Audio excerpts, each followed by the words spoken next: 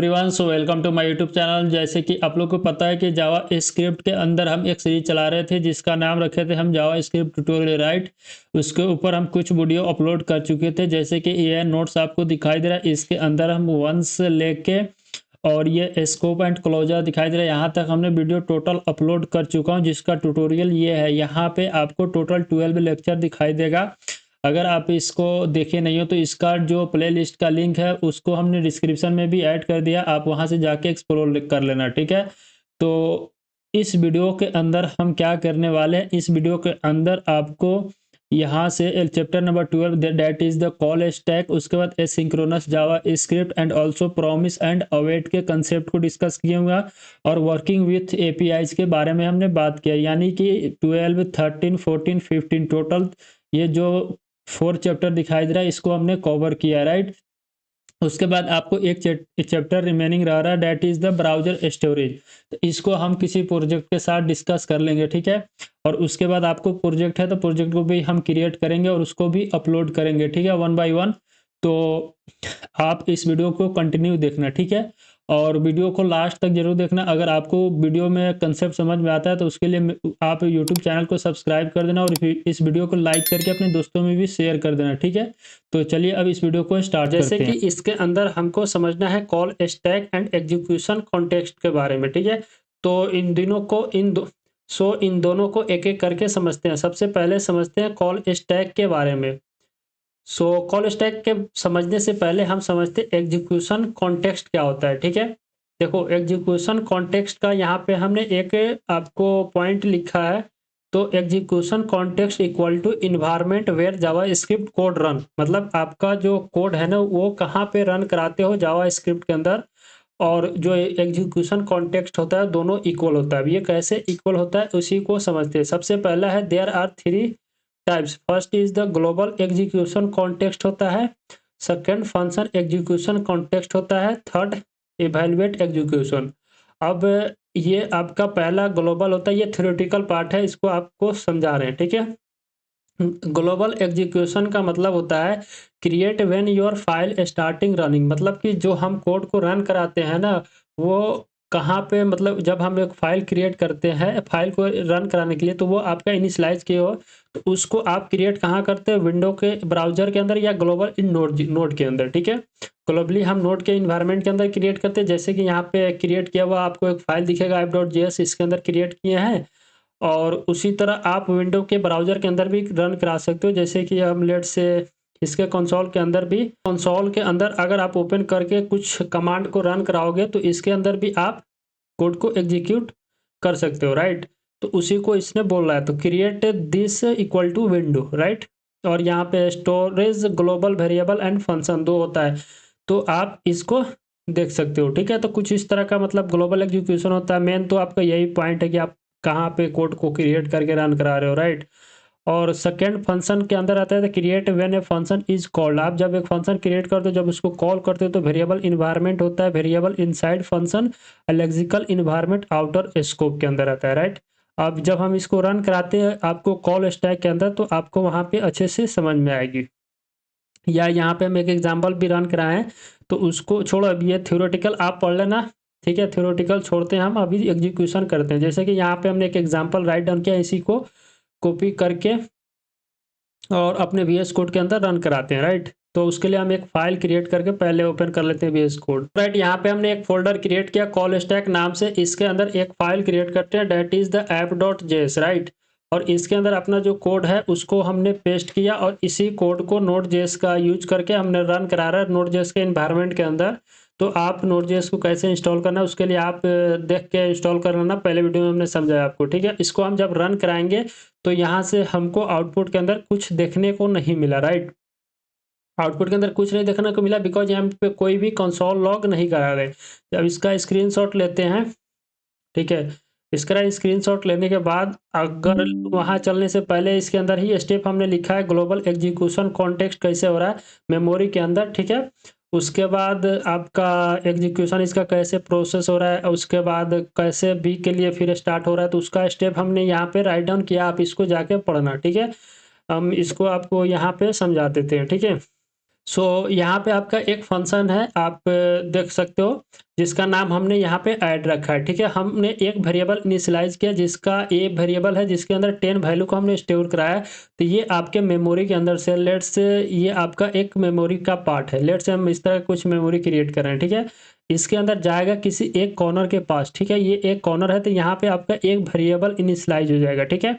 और उसके अंदर कोई भी वैल्यू इनिशियल स्टेट में स्टोर नहीं होगा, वहाँ पे वो एक अनडिफाइंड वैल्यू स्टोर हो जाएगी, जो कि आपको इस स्टेप के अंदर दिखेगा। ग्लोबल एग्जीक्यूशन के अंदर सबसे पहले मेमोरी होगा, उसके अंदर आपका ए डिफाइन होगा, उसके अंदर कोई भी वैल्यू आपका इनिशियल स्टेट में अनडिफाइंड होगी, बट आप बाद में जब करोगे तो अपडेट हो जाएगी, ठीक है। उसके बाद आप, ये तो पहला स्टेप एग्जीक्यूशन होगा। आप उसके बाद आएगा यहाँ पे तो दिखेगा कि एक फंक्शन है, तो इसके आगे नहीं बढ़ेगा, ठीक है। उसके बाद आपको ये ऐड वाला जो फंक्शन है इसको कॉल करेगा, राइट। तो यहाँ पे गया ऐड वाले फंक्शन के ऊपर, फिर ये ऐड वाला फंक्शन आपके मेमोरी के अंदर स्टोर हो जाएगी, राइट। ये मेमोरी के अंदर कहीं पे स्टोर हो जाएगी। उसके अंदर, इसके अंदर जो भी काम हो रहा है वो उसको आप देखना कैसे हो रहा है। A = 10 स्टोर हो गया, मतलब कि आपके मेमोरी के अंदर अनडिफाइंड और फंक्शन के जगह फंक्शन स्टोर हो गया।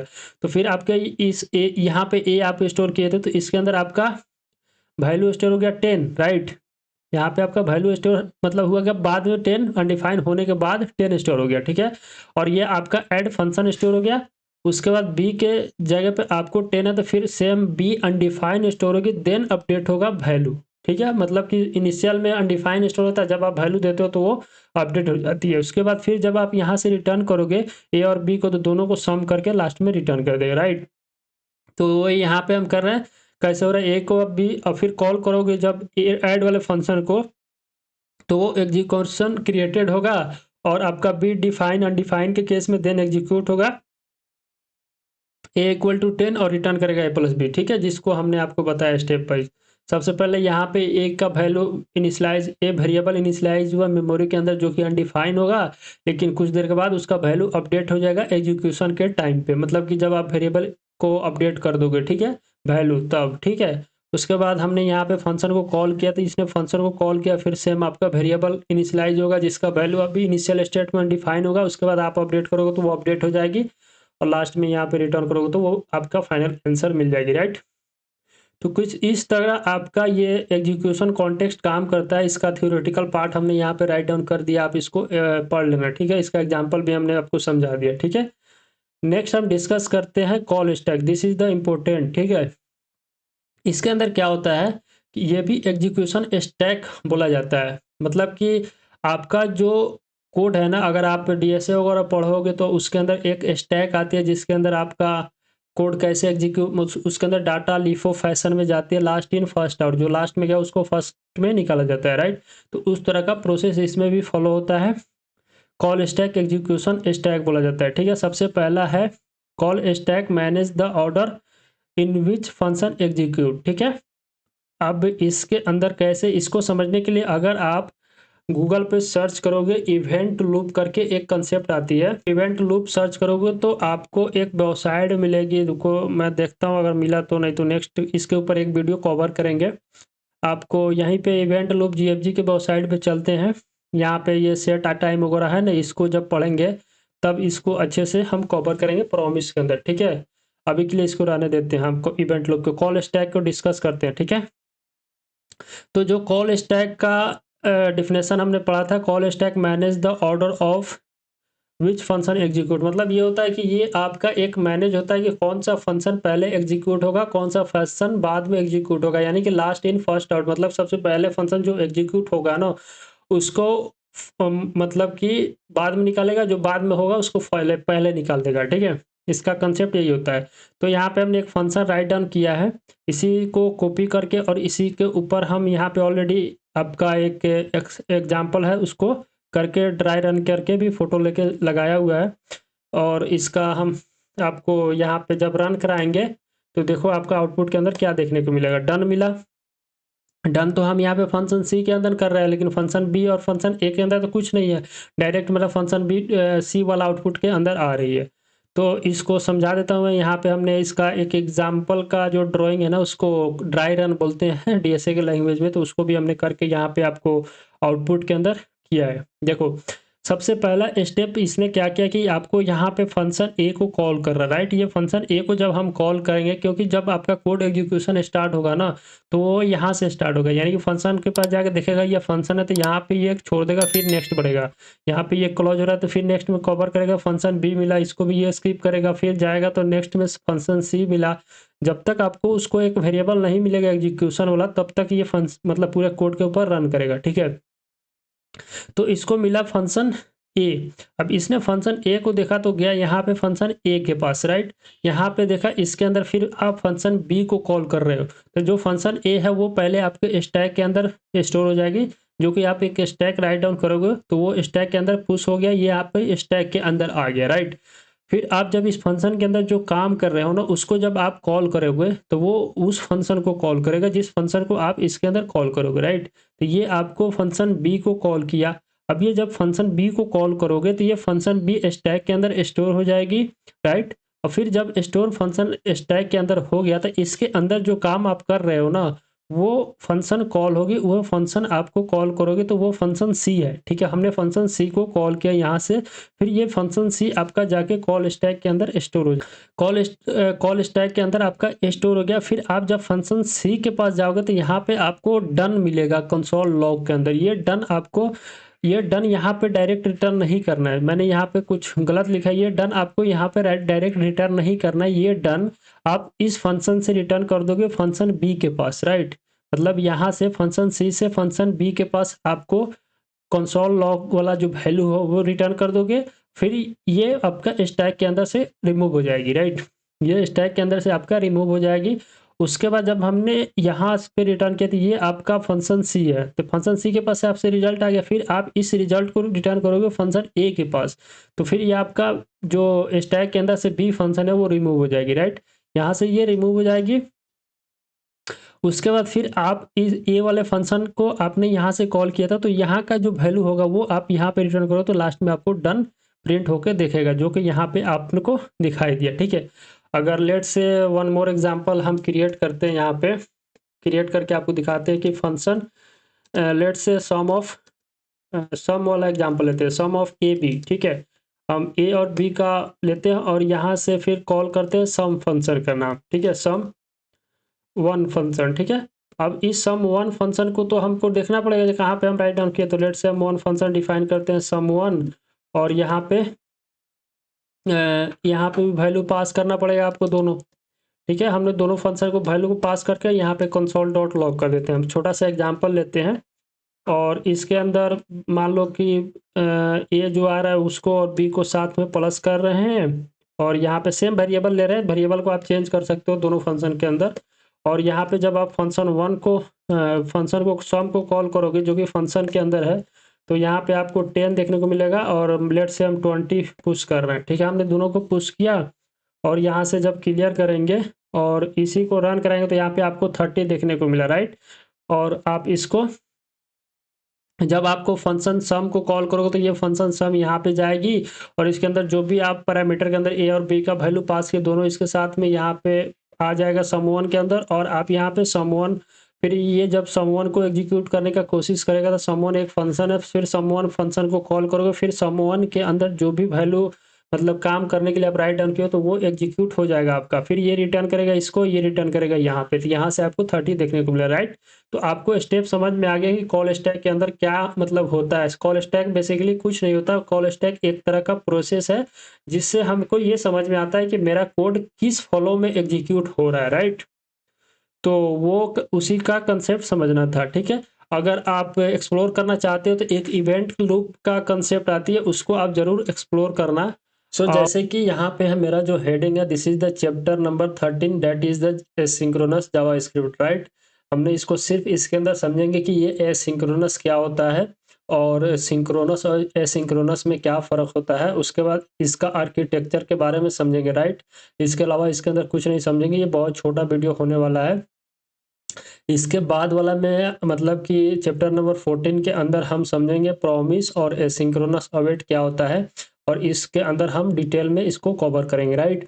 तो इसके अंदर सिर्फ समझ लेते हैं कि एसिंक्रोनस आखिर होता क्या है। यहाँ पे सबसे पहले आपको एक हेडिंग दिखाई देगा, what is the asynchronous JavaScript, right. तो देखो एसिंक्रोनस कुछ नहीं होता है। अगर आप समझो कि मतलब कि थ्रेडिंग का कंसेप्ट समझते हो, सिंगल थ्रेड, जैसे कि यहाँ पे पढ़ ही लेते हैं उसका description. JavaScript as a single thread language, it can run only one task at a time. मतलब ये होता है कि एसिंक्रोनस प्रोग्रामिंग मतलब एसिंक्रोनस जावा स्क्रिप्ट या कोई भी फंक्शन राइट करोगे वो एसिंक्रोनस का यूज करके, तो उसमें क्या होगा कि आपका कोई भी काम होगा ना, वो एक टाइम पे एक ही काम होगा, मल्टीपल टास्क को आप नहीं कर सकते हो एक काम पे, ठीक है। बट मॉडर्न एप्लीकेशन यूज करता है एपीआई कॉल, ठीक है। जो अभी के समय पे हम काम करते हैं अपने अपने प्रोजेक्ट वगैरह पे, तो वहाँ पे आपको एपीआईज के ऊपर काम करना पड़ता है। टाइमर वगैरह लगाते हैं, जैसे कि हम लगा देते हैं जैसे कि 1 सेकंड के बाद ये कॉल हो जाए, तो उसके लिए हम एसिंक्रोनस कंसेप्ट का यूज करते हैं। उसके बाद आप एनिमेशन का बहुत सारा आजकल तो वेबसाइट क्रिएट होता है, तो वहाँ पे एनिमेशन का कंसेप्ट आएगा। फाइल अपलोड का सिस्टम, जैसे कि अगर हम इमेज अपलोड कर रहे हैं किसी सर्वर के ऊपर, तो वहाँ से रिस्पॉन्स आती है। उस रिस्पॉन्स को वेट करने के लिए भी हम एसिंक्रोनस लैंग्वेज का मतलब यूज करते हैं। उसके बाद रियल टाइम नोटिफिकेशन गेन करना है, तो उसके लिए भी हम एसिंक्रोनस का यूज करते हैं, क्योंकि मल्टीपल यूजर एक पोस्ट को एक टाइम पे लाइक करता है, तो वो धीरे धीरे करके जो बंदा पोस्ट किया है ना उसके पास पहुंचता है, राइट। तो इसलिए हम एसिंक्रोनस प्रोग्रामिंग को यूज करते हैं, राइट। उसके बाद बोल रहा है कि if JavaScript you are fully synchronise, मतलब जावा स्क्रिप्ट जो है ना वो आपका पूरा फुल सिंक्रोनाइज हुई होता है, but browser would be freeze until each task finish. मतलब ये होता है कि अगर आप सिंक्रोनाइज करोगे तो जब पूरा काम एक ही टाइम पे करोगे, तो उसमें क्या होगा कि आपका पूरा काम एक बार जब लोड होगा, तो उसके केस में आपका ब्राउजर फ्रीज हो जाएगा। मतलब मान लो कि एक जगह है जहाँ पे कुछ बट रही है, तो वहाँ पे लाइन ला के कोई बंदा वन बार मतलब कि वन बाय वन करके अपना चीज को लेता है, जैसे समझ सकते हो, ठीक है। अगर हर बंदा को एक ही टाइम पे भेज दिया जाए, तो वहाँ पे क्या होगा, घमसान मच जाएगा, उसके बाद वो फ्री लगा हो जाता है ना। तो सेम कंडीशन इसके अंदर आती है, right. So JavaScript use synchronous programming to handle task in the background without be blocking main thread. मतलब कि बिना ब्लॉक किए मेन थ्रेड को वो अपना टास्क को परफॉर्म करता है, राइट। तो जैसे कि हमने पिछले वीडियो के अंदर कॉल स्टैक को कवर किया था, यहाँ पे कॉल स्टैक को कवर किया था, तो सेम इसके अंदर होता है। जैसे कि अगर आपको मैं बता रहा हूँ ना एसिंक्रोनस, एक पिछले वीडियो के अंदर हमने एक आपको लूप इवेंट लूप के कंसेप्ट के बारे में बताया था, लाइक दिस। जैसे कि ये एक कॉल स्टैक है, ठीक है। इसके अंदर ये 3 फंक्शन है, ये एक फंक्शन है, ये एक function inside the function one function को पास किया, जैसे दूसरा फंक्शन ये है, फिर इसके अंदर भी एक फंक्शन है, फिर इसके अंदर भी एक सेट टाइम आउट को हम फंक्शन कॉल किए, राइट। जब हम इस कोड को रन कराएंगे, विजुअलाइज करेंगे, तो थोड़ा देखना यहाँ पे कॉल स्टैक में ये इसको कॉल किया, यहाँ पे ये यूट्यूब को फिर इस पे गया, फिर ये इसको कॉल कर रहा है। इसमें देखते रहो आप कैसे आ रही है, ठीक है। इसमें टाइमर सेट है, तो उस हिसाब से ये यहाँ पे गया, फिर यहाँ से ये कॉल क्यों क्या उधर आएगा, फिर ये यहाँ से इसके अंदर आके अपना आउटपुट को रिटर्न कर देगा, राइट। तो इसलिए हम इसको यूज करते हैं, तो उसी के वजह से, ठीक है। मतलब अभी तो हम एसिंक्रोनस का फॉलो कर रहे हैं, but here discuss about the call stack properties की कॉल स्टैक कैसे काम करता है, वो एसिंक्रोनस के अंदर ही आती है, राइट। जिसको हम नेक्स्ट वीडियो के अंदर फिर दोबारा कॉल स्टैक को पढ़ेंगे। प्रॉमिस के अंदर जब आप यहाँ पे देखोगे, प्रॉमिस स्टार्ट करने से पहले call back hold version call hello आती है, देन आपको प्रॉमिस कैसे काम करते थे इसके बारे में डिस्कस करेंगे, ठीक है। यही आपका मेन कंसेप्ट होती है जावास्क्रिप्ट में, राइट। सो यहाँ पे आपको आइडिया लग गया होगा कि एसिंक्रोनस क्या होता है। देखो एसिंक्रोनस को सिंपल सा फंडा रखना कि इसको इसलिए यूज किया जाता है क्योंकि हमको जावा स्क्रिप्ट के अंदर जो भी काम हम कराता हूँ वन बाय वन कराते हैं एट ए टाइम। एक टाइम पे एक ही काम पॉसिबल है, दो काम तो नहीं कर सकता है ना, तो इसकी वजह से हम एसिंक्रोनस का यूज करते हैं। बट मेरा जावा स्क्रिप्ट सिंक्रोनस होता है, ठीक है। आती है पहचान कैसे करेंगे कि ये एसिंक्रोनस है, ये एसिंक्रोनस है। तो चलो अपने कोड के अंदर चलते हैं, राइट। और हमने यहाँ पे कोड के अंदर आया, VS कोड के अंदर एक फोल्डर क्रिएट किया, this is the 13 dot asynchronous. और यहाँ पे हम एक फाइल क्रिएट करते हैं जिसका नाम देते हैं app.js, राइट। मैं सिर्फ जेएस फाइल का यूज करके एसिंक्रोनस का काम कर रहा हूँ, ठीक है। नॉर्मल सा फंक्शन लिखते हैं, इसके अंदर कोई हाथी घोड़ा नहीं है। This is the sum of A and B, दो नंबर का सम करके उसको कंसोल डॉट लॉग करा लो, राइट।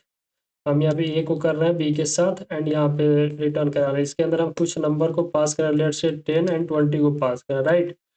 अब यहाँ पे जब इस फंक्शन को हम कॉल करेंगे तो ये एसिंक्रोनस फंक्शन है, राइट। मेरा विंडो खुले, इसको हमने क्लियर किया, देन इसको रन कराएंगे node app dot JS, right. यहाँ पे मेरे को 30 देखने को मिला, ठीक है। तो this is the normal fund of function and right also is called a synchronous function, not a synchronous function, right.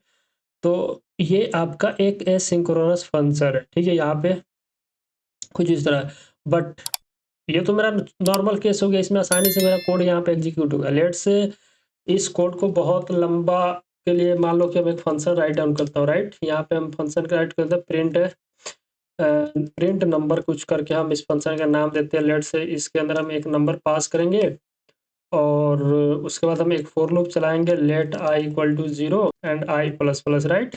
So जब हम इसको यहाँ से कंसोल डॉट लॉग करेंगे आई को, तो यहाँ तक तो मेरा कोई पॉसिबल नहीं आएगा। लेट से मैं नंबर का जो वैल्यू है उसको बहुत बड़ा नंबर पास करता हूँ। लेट से मैं यहाँ से प्रिंट करता हूँ 100 नंबर को, ठीक है। तो यहाँ पे तो आपका कोड एग्जीक्यूट हो जाना चाहिए, ठीक है। मेरा कोड एग्जीक्यूट हो गया, इसके अंदर कोई एरर नहीं है। लेट से इस नंबर को हम 100 से हटा के 500 करके चेक करते हैं, राइट। 1 बाई 1 चेक करते हैं कि कहाँ पे ये जाके कोड मेरा फंस रहा है। लेट से मैंने प्रिंट किया, मेरा भी कोड अभी भी चल रहा है, ठीक है। लेट से मैं इसको 1000 कर देता हूँ, लेट। सो मैंने 1000 किया, देखते हैं इस केस में कितना टाइम लगता है। प्रिंट हो गया अभी भी। लेट से 1000 से इसको करके मैं 5000 करता हूँ, ठीक है। सो इतना करने के बाद क्या होगा, मेरे मेमोरी के अंदर केसिंग बढ़ रहा होगा, ठीक है। मैंने 5000 किया, चला। लेट से इसको कर देता हूँ 10,000। तो इसके लिए मैं ये जो आपका टास्क है ये आपका एसिंक्रोनस एग्जांपल है, राइट। मैं इसको भी ट्राई कर लेता हूँ। ऑलरेडी मैंने एसिंक्रोनस को भी ट्राई किया था इससे पहले। मैं अब इसको करके और इसको एक बार यहाँ से पूरे टास्क को कंप्लीट कर दूँ, राइट। इसको करने के बाद अगर एक बार मैं इसको भी क्लियर कर लेता हूँ, राइट। और क्लियर करने के बाद इंटर मारेंगे तो आपका काम स्टार्ट हुआ, ठीक है। ये स्टार्ट होने के बाद कुछ देर के बाद एंड भी हो जा रहा है। लेट से जब मैं इसके अंदर कंसोल डॉट लॉग करके, राइट, कुछ कंसोल डॉट लॉग करके आई को अगर प्रिंट कराते हैं तो देखते हैं कि ये कितने देर के बाद ये कोड मेरा ब्लॉक हो रहा है, राइट। तो जब मैं इसको इंटर मारेंगे तो कोड चलते रहेगा, चलते रहेगा, चलते रहेगा, चलते रहेगा, चलते रहेगा इस टाइम तक। और अभी मेरा कोड चल रहा है, इसका मतलब वो मतलब कि चल रहा है, ये वर्किंग कर रहा है, ठीक है। तो इस तरह क्या हो रहा है कि मेरे मेमोरी के अंदर वो हो जा रहा है, केसिंग बढ़ रहा है, ठीक है। इसकी वजह से मैं इसको क्लोज कर रहा हूँ। ये लॉन्ग टाइम को परफॉर्म करने के लिए हम इसको अगर एसिंक्रोनस के अंदर स्टार्ट करेंगे, नॉन ब्लॉकिंग स्टेट के अंदर, ब्लॉक और ब्लॉकिंग के अंदर मतलब समझ जाओ कि आपका जो प्रोग्राम है यहाँ से तो एग्जीक्यूट हो गया, बट इसके वजह से आपका ये काम रुका हुआ है, राइट। समझ में आ गया ब्लॉकिंग का केस, कि जैसे कि हम इसको चला रहे थे अभी केस में, तो लेट से मैं इससे ऊपर, ठीक है, कंसोल डॉट, मैं यहाँ पे लिखता हूँ कंसोल डॉट लॉग, राइट। और यहाँ पे लिखता हूँ कि हेलो, और इसके नीचे जस्ट इसके काम होने के बाद मैं फिर कंसोल के अंदर प्रिंट कराता हूँ कि हाउ आर यू, राइट। कुछ इस तरह का मैंने मैसेज लिखा। अब जब इसके ऊपर 200 नंबर पास करेंगे, ठीक है, लेट से मैं इस नंबर को क्लोज कर देता हूँ और मैंने उसी को कॉल कर रहा हूँ, ठीक है। तो ये देखना कि मेरे पास ये मतलब कि जो ये नंबर प्रिंट हुआ था पहले मैसेज के अंदर हेलो के बाद, ये तो इतना वेट करने के बाद मेरा हाउ आर यू प्रिंट हो रहा है, राइट।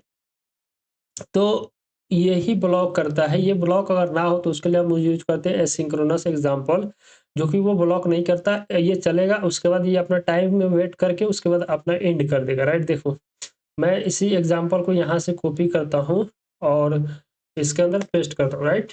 हमने पेस्ट किया और इसके ऊपर वाले को क्लोज कर देता हूँ, मतलब कमेंट आउट किया और मैं इसको सेव कर रहा हूँ, राइट।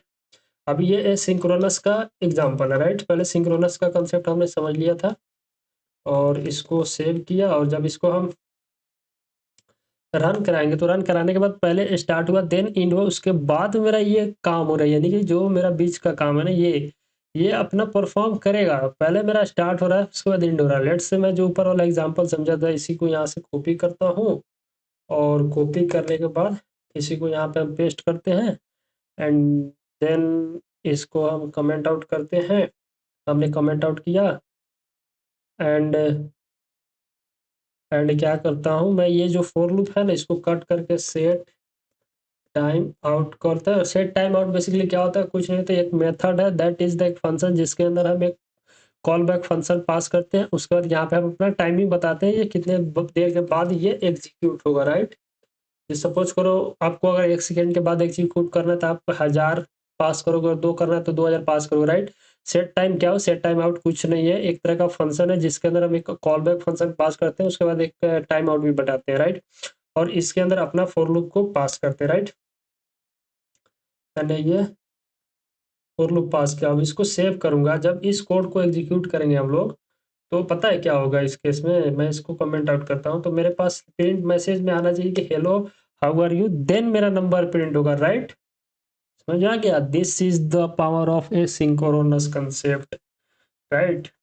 तो यही फर्क होता है एसिंक्रोनस और सिंक्रोनस के कंसेप्ट में। अब ये आप फंक्शन को अगर चेंज करना हो एसिंक्रोनस के लिए इसको, तो इसके आगे हम ए सिंक लगाते हैं, जिसको हम कल के वीडियो में समझेंगे। उसके अंदर अवेट का कंसेप्ट आता है, एसिंक अवेट क्या होता है, तो उसको हम कल के वीडियो में समझेंगे, राइट। जैसे कि यहाँ पे उसका आपको वो भी दिखाई दे रहा होगा कि प्रॉमिस है, और एसिंक अवेट क्या होता है, इसके अंदर आपको सेट टाइम इन आउट और सेट इन इंटरवल का भी एक मेथड होता है जिसको हम पढ़ेंगे, राइट। अभी इसके अंदर समझते हैं कि JavaScript run time architecture क्या होता है। देखो, understand the asynchronous JavaScript required to know how JS work internally. सबसे पहले कॉल स्टैक एग्जीक्यूट होता है जिसके अंदर हम कोड को लाइन बाय लाइन करते हैं, जिसको कल वाले मतलब पिछले वाले वीडियो में हमने कॉल स्टैक का यूज किया था। उसके बाद आपको ये भी बताया, यहाँ पे सबसे पहले इसने 1 को कॉल किया, तो 1 आपका फंक्शन यहाँ है, तो सबसे पहले स्टैक के अंदर मेरा ये स्टोर हो रहा है। फिर यहाँ पे 2 स्टोर होगा, फिर 2 ने कॉल किया तो इसके बाद आपको ये देखने को मिलेगा। फिर 3 को कॉल करोगे तो 3 में जाएगी तो ये आएगा, फिर ये आएगा, इसको भेज देगा वेब एपीआई के थ्रू। देखो कैसे हो रहा है, सबसे पहले ये कॉल किया यहाँ पे, देन यहाँ पे गया, आप क्यू को देखो यहाँ पे आया, फिर यहाँ पे जा रहा है, फिर इसको कॉल किया, फिर इसके बाद ये यहाँ पे गया, फिर ये कॉल होगा, फिर ये कॉल हो गया, फिर आपका ये पूरा एग्जीक्यूट होते जाएगा, फिर ये आएगा यहाँ से यहाँ, यहाँ से यहाँ आके एग्जीक्यूट होगा, राइट। तो उसको हम कॉल स्टैक बोलते हैं, जो कि लाइन बाय लाइन अपने कोड को एग्जीक्यूट करता है, राइट। वेब एपीआई का होता है जो हैंडल करता है एसिंक्रोनस टास्क को, जिसके अंदर टाइमर डॉम इवेंट वगैरह काम करता है। फेच एपीआई कैसे करते हैं वो होता है। कॉल क्यूज के अंदर आती है। अब क्यू क्या होता है, जिसको अगर कोई भी डाटा आपका वेटिंग के कंडीशन में है तो उसको आप क्यू के अंदर रख सकते हो, और तब तक दूसरा काम परफॉर्म होगा। उसके बाद इसका टाइम खत्म होता है, ये भी स्टैक के अंदर अगर वहां से एग्जीक्यूट होकर बाहर हो जाएगा, राइट। जैसे queue send a complete task back to JS, मतलब कंप्लीट करने के बाद उसको जेएस में सेंड करें। इवेंट लूप होता है जिसके बारे में मैंने आपको, ये इवेंट लूप का प्रोसेस है जिसके सब इंक्लूड हो जाती है, राइट। तो सबसे पहले समझते हैं कि ये एक कॉल बैक मेथड क्या होता है, जो कि पुराने समय में लिखा जाता था। तो call back in a function pass into another function, ठीक है। तो ये होता था कि जैसे लेट्स हम इसी एग्जांपल को यहाँ से कॉपी करते हैं, और यहाँ पे हमने एक फाइल क्रिएट किया, इस फाइल का नाम रखा, फोल्डर का नाम प्रॉमिस, और उसके अंदर एक और फाइल क्रिएट करते हैं, that is the app dot JS, right. और इसके अंदर अपना जो कोड है उसको पेस्ट करते हैं, और इसको मतलब कि हम सेव करके और इसको रन कराएंगे अपने टर्मिनल के अंदर। इसको हम यहाँ पे क्लियर किया, और नोड ऐप डॉट जेएस रख के इंटर मारेंगे, तो इंटर मारने के बाद आपको यहाँ पे आउटपुट मिलेगी डाटा रिसीव।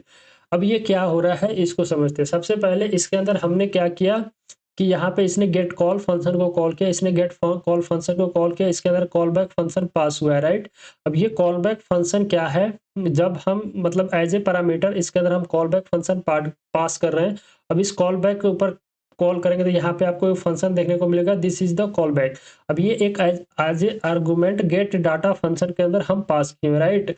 तो ऑलरेडी इसको हम यहाँ पे क्रिएट किया, देख सकते हैं जब हमने गेट डाटा फंक्शन को कॉल किया था उसके अंदर एक फंक्शन कॉल करके, this function is called arrow function, ठीक है। जब आप फंक्शन पार्ट नहीं देखे तो उसको देख लेना।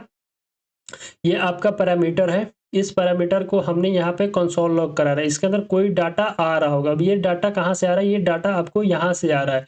मतलब ये कि मैंने एक ऑलरेडी फंक्शन क्रिएट किया है, मतलब इस फंक्शन को हमने यहाँ पे कॉल किया, तो इसके अंदर हमने एज ए फंक्शन फिर आर्गुमेंट पास करी, ये फंक्शन आपको यहाँ से, और ये डाटा इसके अंदर से यहाँ तक पहुँच रहा है, राइट। तो इसको हमने कंसोल लॉग यहाँ पे करा रहा है, right. So let's one more time discuss करते हैं, ठीक है। देखो, इसको मैंने यहाँ पे कॉल किया, राइट। एक काम करते हैं, इसको स्क्रीनशॉट लेते हैं, और उससे अच्छा क्लियरिटी आपको आई थिंक यहाँ पे नहीं समझ में आ रहा है, तो मैं चलते हैं अपने यहाँ पे के ऊपर पेस्ट करता हूँ इसको। लेट्स डिस्कस करते हैं। सबसे पहले हमने क्या किया कि गेट डाटा को कॉल किया, राइट। इस गेट डाटा को कॉल करने के बाद ये जा रहा है मेरा फंक्शन यहाँ के पास, ठीक है। तो यहाँ पे देख रहा है कि इसको एक एज ए आर्गूमेंट मिला है जिसका नाम हम कॉल बैक रखे हैं, तो फिर हम उसके अंदर कॉल बैक एक फंक्शन है, तो जो फंक्शन है उस फंक्शन को हम यहाँ पे मेकिंग कर रहे हैं, ठीक है। इसके अंदर ये एक एरो फंक्शन है जिसका कुछ डाटा यहाँ पे पास कर, उस डाटा को हम कंसोल लॉग करा रहे हैं, ठीक है। तो ये यहाँ पे पास हो गया, राइट। जब यहाँ पे पास हुआ तो फिर हम इसको एक सेट टाइम को अंदर पास करें। सेट टाइम कुछ नहीं था, सेट टाइम एक तरह का मेथड होता है जिसके अंदर ऑलरेडी कॉल बैक फंक्शन पास होती है, और वहाँ पे एक चीज़ और पास करते हैं, हम एक टाइम बता देते हैं इसके अंदर, जैसे कि 200 मिली सेकेंड है, ठीक है। 2 सेकेंड के बाद आपको ये कॉल बैक कॉल होगा, ये कॉल बैक आप यहाँ पे है, ये आप कॉल बैक कॉल होगा 2 सेकेंड बाद, ये यहाँ से आ रही है और ये यहाँ से आ रही है, राइट। तो कुछ इस तरह का फॉलो है। तो 2 सेकेंड के बाद आपको ये डाटा आंसर के अंदर मिल जा रही, राइट।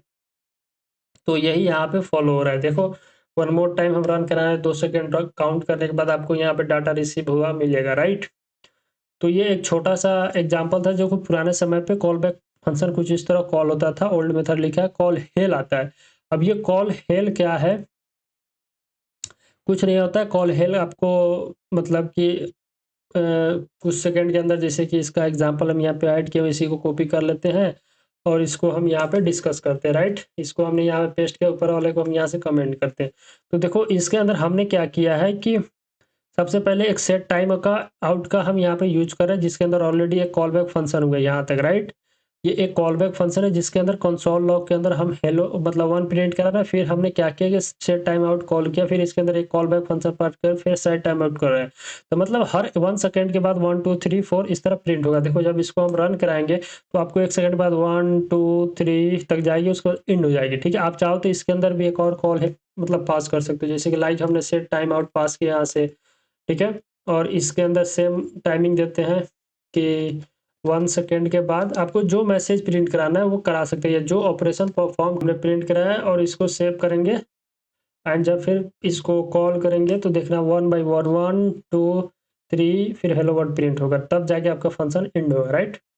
तो वो शायद नहीं हुआ बिकॉज हमने यहाँ पे 10 सेकेंड का टाइम दिया। 10 सेकेंड के बाद आपको देखना यहाँ पे हेलो वर्ड प्रिंट हुआ दिखेगा, राइट। तो यहाँ पे आपको हेलो वर्ड दिख जाएगा, ठीक है। 10 सेकेंड के बाद दिखा बिकॉज हमने एक पे 4 0 3 देते तो 1 सेकेंड होता।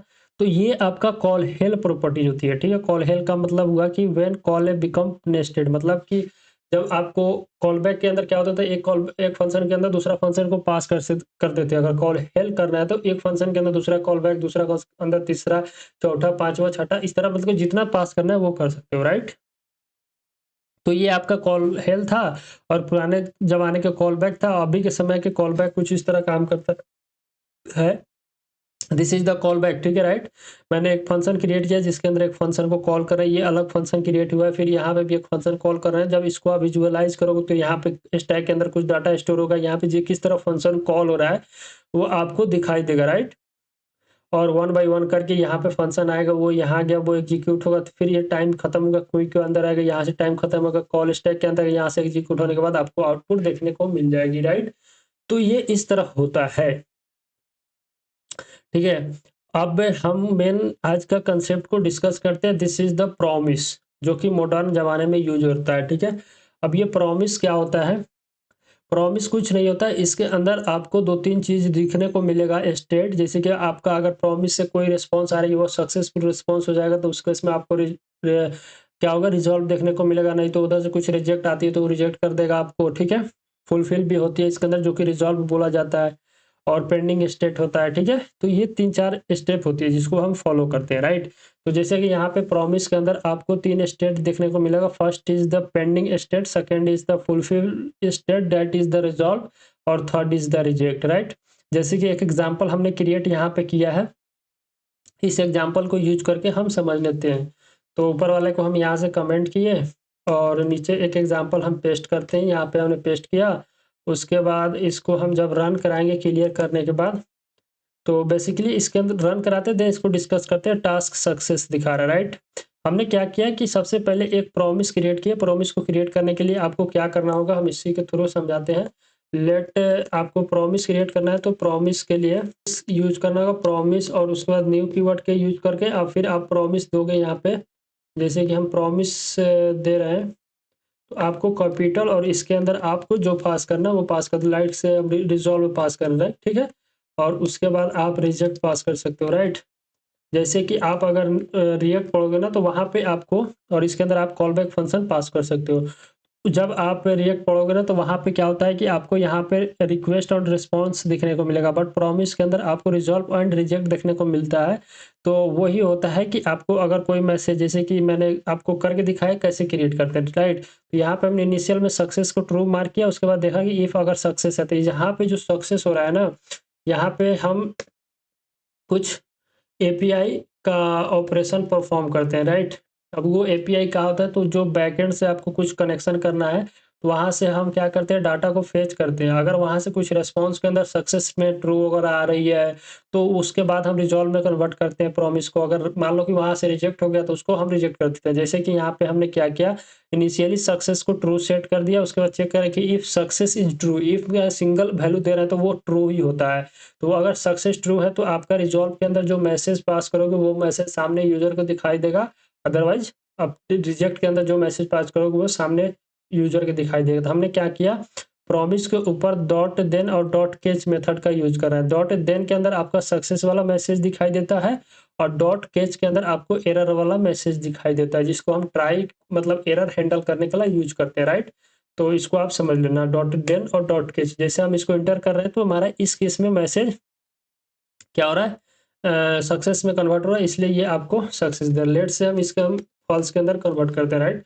हमने क्या किया, सक्सेस को यहाँ से फॉल्स मार्क किया और इंटर करेंगे तो आपको टास्क फेल दिखाएगा, मैसेज आएगा, राइट।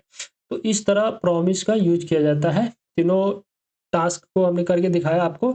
अब ये क्या होता है कि अगर आपको इसको लेट से जब हम एपीआई से कॉल करते हैं तो आजकल तो एसिंक्रोनस के जब मतलब ज़माना है, तो वहाँ पे हम वो ट्राई कैच का यूज़ करके और सिंक्रोनस अवेट का यूज़ करके कर लेते हैं। तो इसका ज़्यादातर हम यूज़ नहीं करते हैं, बट इन केस अगर आपको यूज़ करना पड़े तो आप यूज़ कर सकते हैं, ठीक है। कुछ नहीं होता है, इसके अंदर हम कॉल करते हैं और कॉल करने के बाद उसको हम यहाँ पे चेक करते हैं,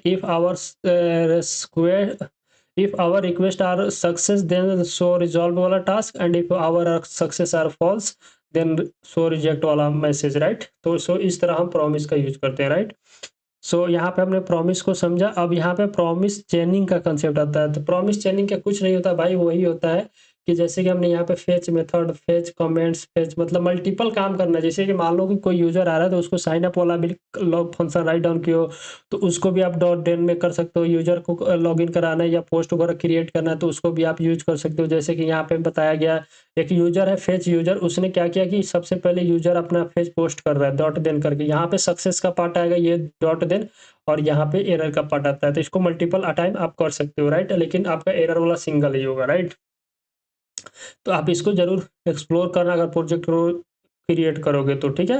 मैंने आपको प्रॉमिस बता दिया। Most important part is called asynchronous await. देखो ये बहुत ज़्यादा यूज होता है जब आप रिएक्ट फ्रेमवर्क की तरफ मूव करोगे ना पढ़ाई करते समय, तो वहाँ पे आप जब भी कॉल करो, जब भी कोई फंक्शन राइटर करो या मेथड बनाओ, तो वहाँ पे आपको एसिंक्रोनस अवेट का कंसेप्ट बहुत ज़्यादा यूज करते हैं, राइट।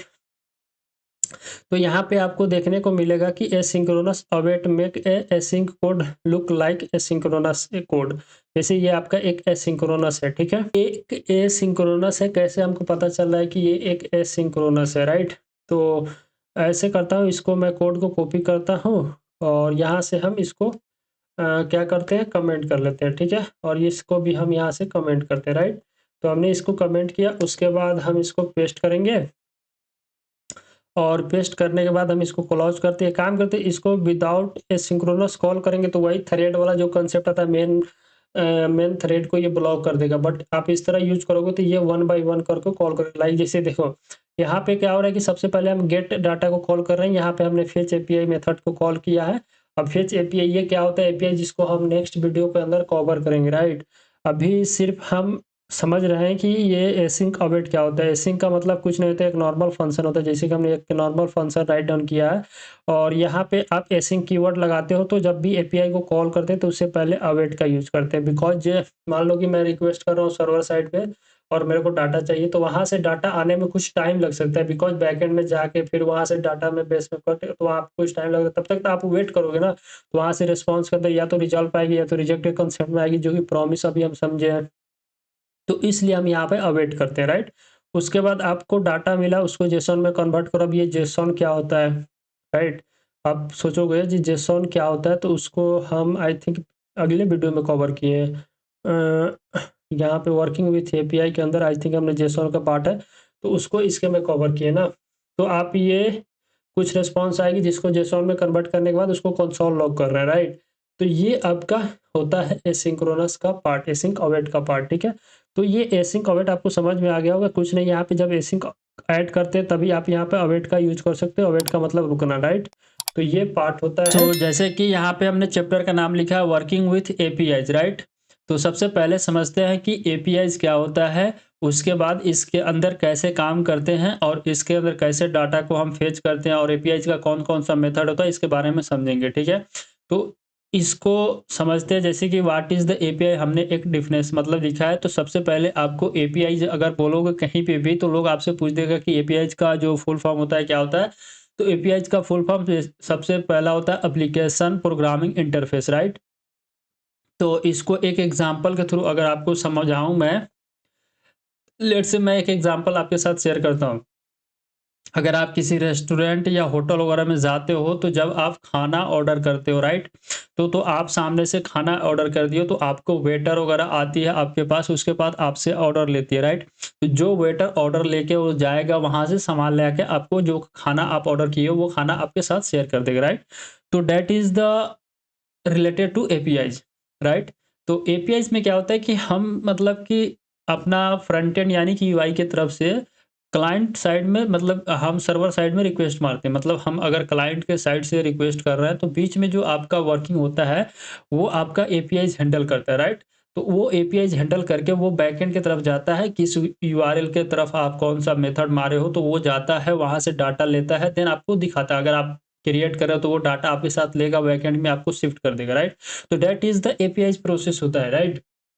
अगर आप सिंपल गूगल पे भी सर्च करोगे ना एपीआईज, ठीक है, मैं मान लो कि एपीआईज सर्च कर रहा हूँ गूगल पे, तो that is the application programming interface, alright. So आप अगर गूगल पे भी सर्च करोगे तो आपको वही देखने को मिलेगा जो मैं आपके साथ शेयर करूँ। Let's say see one image and देखते हैं इमेज पे क्या बताता है। Let's say see one this image, right. So इस इमेज के अंदर मैं आपको इस इमेज से समझाता हूँ। जैसे कि ये आपका क्लाइंट है, आप एक रिक्वेस्ट कर रहे हो एपीआईज को, एपीआईज आपके एपीआई सर्वर के पास जाएगा, दैट इज द बैकएंड। अब वो यहाँ से जो भी रिक्वेस्ट आप करोगे वो आपको यहाँ पे गया, यहाँ से आप गए अपने एपीआई सर्वर के पास, वहां से जो भी रिस्पॉन्स के अंदर से डाटा है वो एपीआईज को देगा, एपीआईज आपको एक रिस्पॉन्स करेगा, राइट। सो आप यहाँ पे देख सकते हो this is the you give gone any hotel, right, या रेस्टोरेंट। तो ये आपका सेम इमेज दिखाई दे रहा है। आपने एक वेटर आए को ऑर्डर किया, this is the waiter and ये गया आपके जो भी ऑर्डर किए वो ऑर्डर लेके आएगा अपने बैकएंड की तरफ से, that is the our backend system, like जहाँ पे खाना वगैरह बनती है this is the kitchen, right. तो वहां से आपको वो कुछ खाना वाना लेके आएगा, राइट, यहाँ पे ये लेके आएगा वेटर आपको देगा, ठीक है। तो best example for APIs, right. So आप इसको देख के समझ सकते हो। यहाँ पे आपको समझ में आ गया कि एपीआईज होता क्या है। एपीआईज कुछ नहीं होता, एक तरह का आपका वो हैंडल करता है आपके क्लाइंट और सर्वर के बीच का जो भी रिक्वेस्ट आती है उसको हैंडल करता है, राइट। सो मैंने आपके साथ एपीआईज का जो बेस्ट समझाने का तरीका था उसको मैंने आपके साथ शेयर किया, राइट। तो आपको अगर पसंद आया हो तो उसके लिए वीडियो को लाइक कर देना और चैनल को सब्सक्राइब कर देना, राइट। सो अब इसके आगे का बात करते हैं हम। तो उसी को मैंने यहाँ पे डिफिनेशन के अंदर लिखा है, वन लाइन का डिफिनेशन है, आप इसको समझे। It act like a bridge that allow to application to communicate. मतलब ये बोल रहा है कि ये एक ऐसा ब्रिज है जिसको यूज करते हैं कम्युनिकेट करने के लिए अपने एप्लीकेशन के अंदर, राइट। अगर आपका मान लो कि एक साइड क्लाइंट बैठा हुआ है, मान लो कि एक साइड यूजर है और वो अपने बैकएंड से कम्युनिकेट करना चाहते हैं, तो उसके बीच में कुछ तो कम्युनिकेशन होगा ना। जैसे कि लॉगिन करने जा रहे हो तो वहां पे भी आप कम्युनिकेट ही कर रहे हो ना बैकएंड साइड में, जो कि आपका बैकएंड कहीं पे भी अपलोड है, राइट। वो आप लोकल सिस्टम के अंदर भी हो सकता है या आपके सर्वर वगैरह पर होस्टेड हो सकता है, राइट। तो वहां से आप कम्युनिकेट कर रहे हो, तो उसी को हैंडल करने के लिए हम एपीआई का यूज करते हैं, राइट।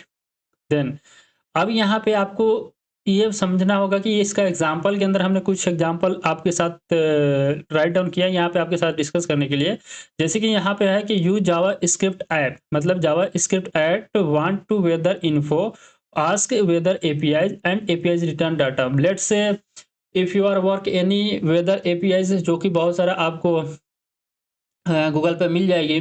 तो आपने एपीआईज रिकॉर्ड एपीआईज जो वेदर के एपीआईज उससे आप मतलब कि पूछ रहे हो, मतलब उसको बोले हो कि हमको वेदर का एपीआईज़ दे दो, डाटा दे दो, तो वो एपीआई से पूछेगा, उसके बाद वहाँ से कुछ डाटा आएगी जो वो आपके साथ रिटर्न करेगा, राइट? तो ये होता है एपीआईज़, ठीक है? देखो यहाँ पे बोला है think of an APIs like weather is restaurant, मतलब रेस्टोरेंट की तरह आप सोच सकते हो। जैसे कि आप क्लाइंट हो, प्लेस ऑन ऑर्डर, मतलब कुछ ऑर्डर प्लेस किए हुए, टैग करेगा, आपको किचन की तरफ जाएगा, वहाँ से प्रिपेयर करके आपके साथ वो रिटर्न लेके आएगा फूड वगैरह, राइट? तो मैंने वो एग्जांपल आपके साथ यहाँ पे भी ऐड करके रखा है, जो कि पहले ही वीडियो स्टार्ट करते समय ही आपके साथ डिस्कस किया था, right? Now discuss about the how many types of APIs, मतलब एपीआईज़ कितने टाइप्स का होता है, उसका मेथड होता है, तो उसी को बता रहे हैं आपको। देखो, एपीआईज़ को बेसिकली हम 4 तरह से काम करते हैं। फर्स्ट इज़ द क्रिएट करते हैं, कोई सामान भी क्रिएट करना होता है, उसको अगर बाय चांस हमको अपडेट करना होता है, अगर डिलीट करना है तो डिलीट कर सकते हैं। अगर हम बहुत सारा डाटा क्रिएट करेंगे तो उसको हमको लेना होगा ना, तो उसको गेट बोलते हैं। तो अब यहाँ पे हम in the term of a programming language या in the term of our web application में जब आप काम करते हो तो उसमें क्या बोला जाता है, राइट?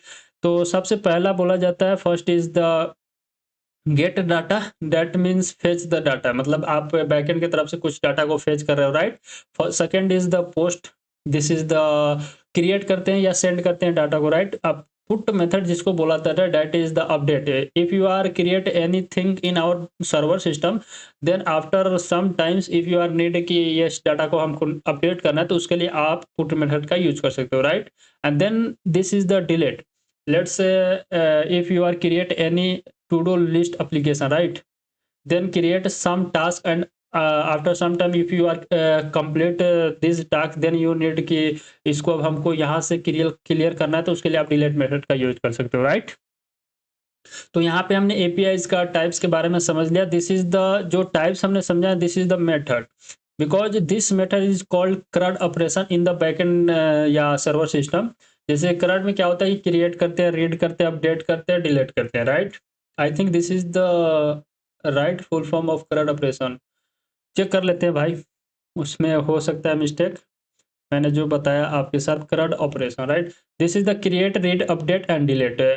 यहाँ पे भी हम वही कर रहे हैं, क्रिएट के लिए पोस्ट का, और रीड करना है तो आपके लिए गेट कर सकते हो उसको, अपडेट करना है तो उसके लिए आप पुट कर सकते हो, और डिलीट करने के लिए डिलीट कर सकते हो, राइट? तो this is the our types of APIs, right? And that also called method, CRUD method बोला जाता है, राइट? एंड अब यहाँ पे डिस्कस करते हैं एपीआई एंड पॉइंट्स क्या होता है। देखो, एपीआई एंड पॉइंट कुछ नहीं होता है, जब हम इसके ऊपर काम कर रहे हैं, जो मेरा ये नोशन का वेबसाइट है वो भी एक एपीआई एंड पॉइंट के ऊपर ही है। जैसे कि ये आपको यहाँ पे ये जो दिखाई देगा, ये आपका ये नोशन का साइट की तरफ से मिला है हमको। उसके बाद मेरा जो इस फाइल का एंड पॉइंट है, this is the end point, right? तो ये टोटल एंड पॉइंट हो गया, इस जो ये पेज चल रहा है ना, इसका एंड पॉइंट है जी, ठीक है? तो वही बोला जाता है an end point is a URL where data is available, मतलब कि जो आपका पेज का डाटा है वो कहाँ पे अवेलेबल है, उसका आप खुद से क्रिएट कर सकते हो, लाइक। तो यहाँ पे कुछ बताया इसने ओपन एपीआई के टर्म में, और यहाँ पे वेदर का एपीआई है, उसी का आपको कुछ ये दे देगा। तो ये है, लेट्स से हम एक यहाँ पे ये तो ये एपीआई है। लेट्स से मैं एक क्या करता हूँ, एक एपीआई देखने को मिलेगा मेरे को यहाँ पे ब्लॉग का एपीआई, आई थिंक मैं आपके साथ सेट करता हूँ, या फेक एपीआई होता है एक जो कि आपको प्रोडक्ट से रिलेटेड मिलेगा, उसको हम यहाँ पे सर्च करते हैं, राइट? मैंने इसका एपीआई उठाता हूँ, और जब आप ये जो आपका है ना, ये आपका एक इन पॉइंट्स है। जब आप इसको इसको एंटर मारोगे अपने ब्राउज़र के अंदर, this is the data in the available in this APIs, right? अब इसके बारे में आप देखोगे तो ये आपका एक जेसन फॉर्मेट में आएगा, जो कि प्रोडक्ट 1 का डाटा आपको यहाँ पे दिखाई देगा। वन मोर इसको अगर हिट करते हैं तो यहाँ से आपको एक सिंगल डाटा दिखाई देगा। जब हम इसको शो आउटपुट करेंगे तो आप यहाँ पे देख सकते हैं सिंगल डाटा के अंदर इतने सारे आइटम अवेलेबल है, राइट? सो मैं एक काम करता हूँ, इसको उठाता हूँ यहाँ से, एंड यहाँ पे आपको शो करके दिखाता हूँ। लेट्स से मैं इसके अंदर देखते हैं तो बहुत सारा डाटा है, इसको अगर हमको कुछ इस तरह शो करना है, तो जब आप इसके अंदर देखोगे तो टाइटल है, डिस्क्रिप्शन है, प्रोडक्ट का कैटेगरीज है, प्रोडक्ट का प्राइस है, उसके बाद डिस्काउंट परसेंटेज है, रेटिंग, रिव्यू, स्टॉक कितना है, टैग है, उसके बाद ब्रांड किस ब्रांड का है, सब चीज़ इसके अंदर अवेलेबल है, राइट। आप रेटिंग के अंदर किस मतलब रेटिंग जब है तो मतलब कितना रेटिंग था, वो टोटल रेटिंग आपको यहाँ पे 2.56 दिखा रहा था, और कितने बंदे ने यहाँ पे रिव्यूज़ दिया, उसके साथ में रेटिंग, कमेंट और किस डेट को दिया था, रिव्यूअर का नाम शो होगा, उसका ईमेल वगैरह शो हो रहा है, राइट। और फिर इससे रिलेटेड इमेज आपको दिखाई देगा, प्रोडक्ट का इमेज यहाँ पे दिखाई देगा, फिर प्रोडक्ट का थंबनेल यहाँ पे दिखाई दे रहा है, राइट। तो ये आपका जो एपीआई है ना, इसके अंदर कुछ डाटा स्टोर है। बेसिकली एपीआई कुछ नहीं होता, उसके अंदर कुछ डाटा स्टोर होता है। जब हम रिक्वेस्ट मारते हैं तो उधर से कुछ डाटा रिटर्न आती है, राइट। तो वो आपका यहाँ पे हमने इन पॉइंट के बारे में बताया। इन पॉइंट कुछ नहीं है, यहाँ पे इन पॉइंट आपको दिखाई देगा, ये domi.json.com, ये एक आपका होस्टेड यूआरएल है, और आपका जो इन पॉइंट है ये products/ap1 प्रोडक्ट का हम ले रहे हैं। तो इस तरह अगर लेट्स से हम यहाँ पे 2 डालेंगे तो मेरा को 2 जो प्रोडक्ट 2 है उसका डाटा दिखाई देगा आपको आईडी 2 के अंदर, देख लो, राइट।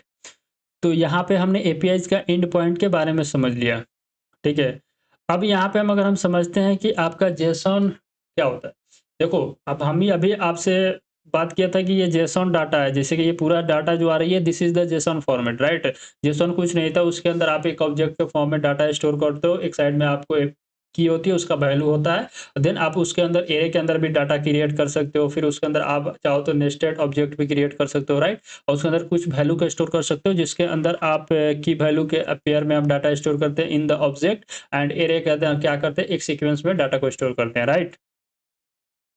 तो वही यहाँ पे बता रहा है कि most APIs return the data in JSON format, मतलब जो बहुत सारा जब आप खुद से भी अगर एपीआई क्रिएट करते हो इन द बैकएंड में, तो वहाँ पे भी आपको जो भी डाटा आएगी वो एक जेसन फॉर्मेट में आती है, राइट। वो जेसन फॉर्मेट में आती है। जेसन फॉर्मेट क्या होता है, जावा स्क्रिप्ट ऑब्जेक्ट नोटेशन होता है, right. JavaScript object notation, right.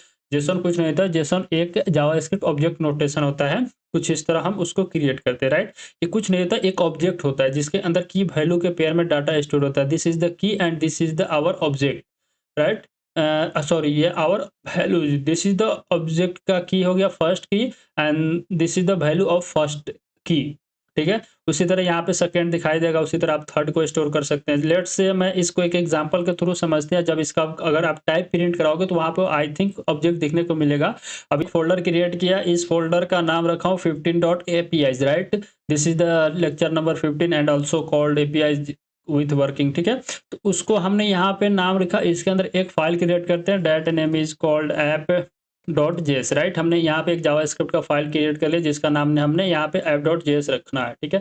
उसको हमने रखा, उसके बाद हम यहाँ पे क्या कर सकते हैं, इसके साथ हमको एक जेसन फाइल क्रिएट करते हैं, right. This is the our some data है जो कि एक जेसन के फॉर्मेट में हम यहाँ पे क्रिएट कर रहे हैं। लेट्स से हम यहाँ पे नेम स्टोर कर सकते हैं।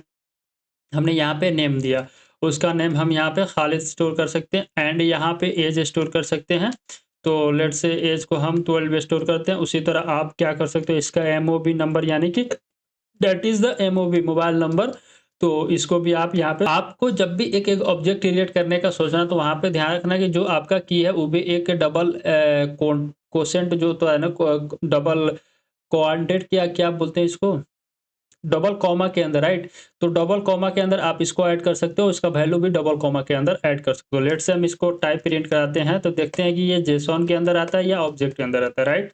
Type of data, right. मैं डाटा का टाइप प्रिंट कराता हूँ, यानी इसको सेव किया, फिर टर्मिनल को ओपन किया। टर्मिनल को ओपन करने के बाद after wait some time then see, and यहाँ पे आप क्या कर सकते हो, नोट को कॉल कर सकते हो। सॉरी, यहाँ पे हमने नोट को ही ओपन कर लिया। अब इसको कैसे क्लोज कर सकते हैं यार, ये यही होता है ना, थोड़ा सा परेशान हो जाते हैं। बस ये ओपन नहीं हुआ, यहाँ से डिलीट करो एंड ओपन करो अनदर।